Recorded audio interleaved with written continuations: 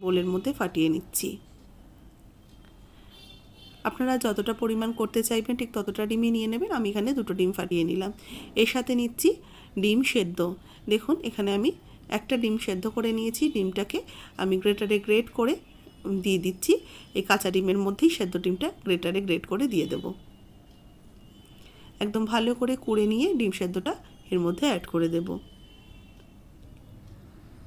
এবার এর মধ্যে দেব একটু কাঁচা লঙ্কা কুচি, দেব একটু লবণ,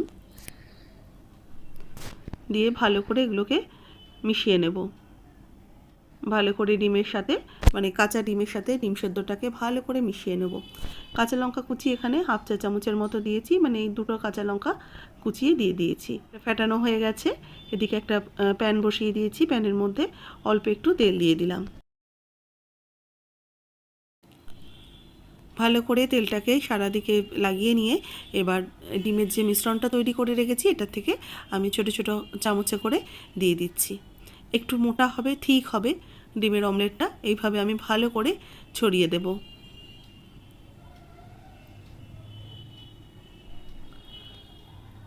এবার আস্তে আস্তে এটাকে উপর দিকটা একটু শক্ত হতে দিতে হবে। প্রথমেই কিন্তু উল্টালে এটা ভালো হবে না, সেই জন্য প্রথমে একটুখানি আমি আস্তে আস্তে এটাকে শক্ত হলে তারপর আমি এটাকে উল্টাবো।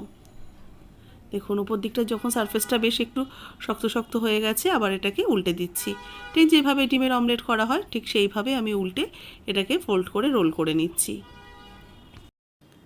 অমলেটটাকে রোল করে নিয়ে আমি টুকরো করে কেটে নেব। এগুলো তো একটু ঠিক হয়, একটু মোটা টাইপের অমলেটটা হয়, সেই জন্য আমি একটু পিস পিস করে কেটে নিলে কী হবে, ভেতরের মধ্যে ভীষণ সুন্দর মশলাগুলো ঢুকবে আর এটা খুব সফট হবে। দেখুন ভালো করে 2 পিঠ ভেজে নিয়েছি। ভেজে নিয়ে অমলেটের টুকরোগুলোকে এবার উঠিয়ে রেখে দিচ্ছি। এবার বাদবাকি যেটা ছিল সেটাকেও আমি একটা অমলেট তৈরি করে নিলাম। এটা একটু ছোট হয়েছে তুলনামূলক, সেই জন্য এটাকে আমি 2 খণ্ড করে নেব।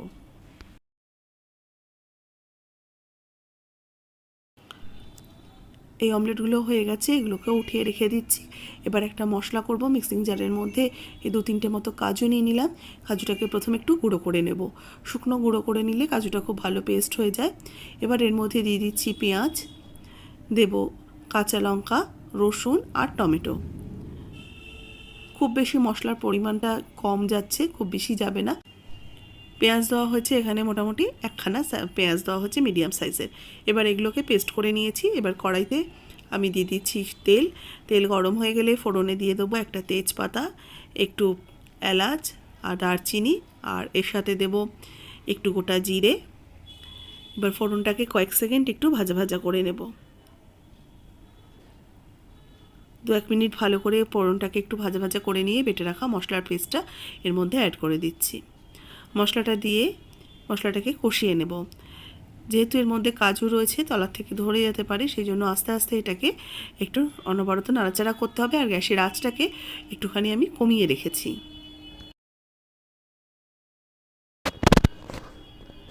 দেখুন আস্তে আস্তে কিন্তু আঁচটাকে কমিয়ে রেখে এটাকে কষিয়ে নিচ্ছি।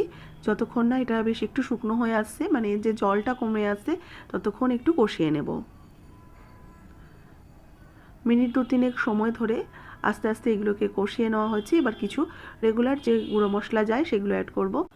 প্রথমে দিয়ে দিচ্ছি ধনের গুঁড়ো, 1/2 চা চামচ ধনের গুঁড়ো, 1/2 চা চামচ জিরের গুঁড়ো, 1/2 চা চামচ ঝাল লাল লঙ্কার গুঁড়ো, আর দেব স্বাদ মতো লবণ।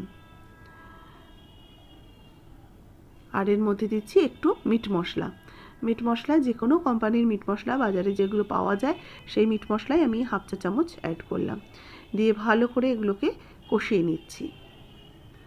আমি কিন্তু এতে হলুদ গুঁড়ো ব্যবহার করিনি, আপনারা দিলে দিতে পারেন, না দিলেও কিন্তু অসুবিধা নেই।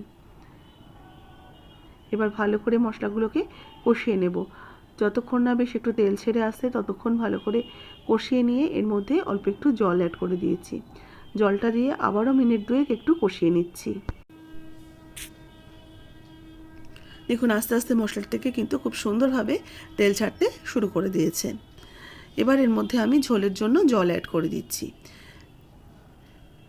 যতটা ঝোল প্রয়োজন ততটাই দেবেন, তবে এটা কিন্তু খুব একটা পাতলা ঝোল হবে না, একটু গামাখা হবে। আমি 1 কাপের মতো জল অ্যাড করলাম।